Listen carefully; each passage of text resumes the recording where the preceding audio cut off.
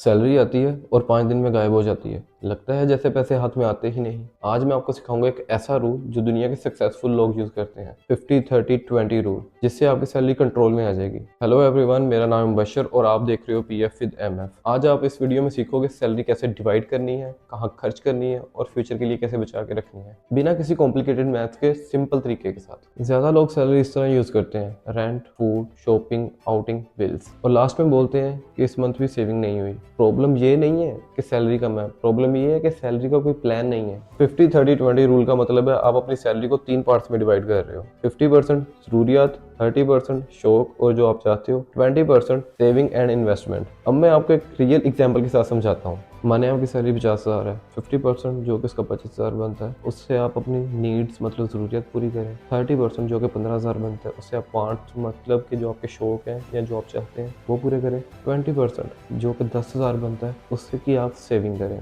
Needs मतलब ज़रूरियात में क्या क्या आता है? आपका घर का खाना पीना, ट्रांसपोर्ट्स, रेंट और बिल वगैरह। वांट मतलब जो आप चाहते हैं या जो आपके शौक हैं उसमें क्या क्या आता है? शॉपिंग, बाहर का खाना पीना, आपका मोबाइल रिचार्ज, नेटफ्लिक्स और जो कि सेलिब्रेशन वगैरह होती हैं ये सब आती हैं। सेविंग में क्या क्या आता है? Investment, emergency funds and future plans. Point number 1, 50% needs. ज़रूरियत वो होती हैं जिनके बिना आपका गुजारा नहीं होता, लेकिन लोग इसमें लग्जरी और अपने शौक जो चाहते हैं वो भी ऐड कर लेते हैं। एसी ज़रूरत नहीं है, लेटेस्ट आईफोन ज़रूरत नहीं है, ब्रांडेड शूज़ ज़रूरत नहीं है। नीड्स का मतलब सर्वाइवल है और वांट्स का मतलब लाइफस्टाइल है। पॉइंट नंबर 2, 30% वांट्स, जहां आप आउटिंग कर सकते हो, शॉपिंग कर सकते हो, एंटरटेनमेंट ले सकते हो। इसका फायदा आप अपनी जिंदगी एंजॉय भी कर सकते हो बिना किसी गिल्ट के साथ, क्योंकि ये प्लान स्पेंडिंग है। Point number 3, 20% saving and investment. ये सबसे इंपॉर्टेंट पार्ट है और सबसे ज्यादा गलती भी लोग यही करते हैं। जैसे ही सैलरी आती है सेविंग पहले रखो और खर्च बाद में करो, चाहे 500, 1000 या 5000, लेकिन सेव करो। हैबिट इंपॉर्टेंट होती है, अमाउंट बाद में इंपॉर्टेंट होगा। लोग कहते हैं हमारी सैलरी कम है, हम रूल फॉलो नहीं कर सकते, लेकिन रूल तो फ्लेक्सिबल है। जरूरी नहीं कि आप 50-30-20 रूल फॉलो करो, आप 60-30-10 भी कर सकते हो, या आप 70-20 और 10 को कर लो, लेकिन जीरो सेविंग सबसे ज्यादा डेंजरस है। सोचो, दो लोग हैं, एक 40,000 कमाता है और एक 30,000 कमाता है। 40,000 जो कमाता है वो अपना सारा कुछ खर्च कर लेता है,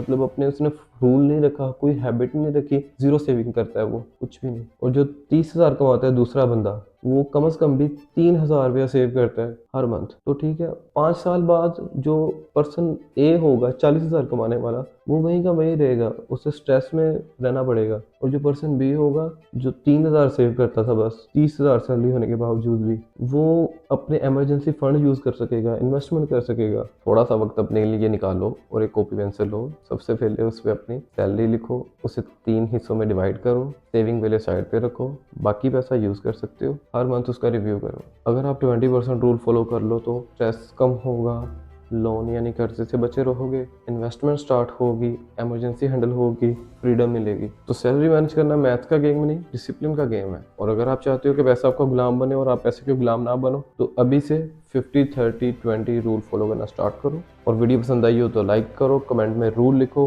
और चैनल को सब्सक्राइब करो, क्योंकि यहाँ पर्सनल फाइनेंस सिंपल लैंग्वेज में समझाया जाता है।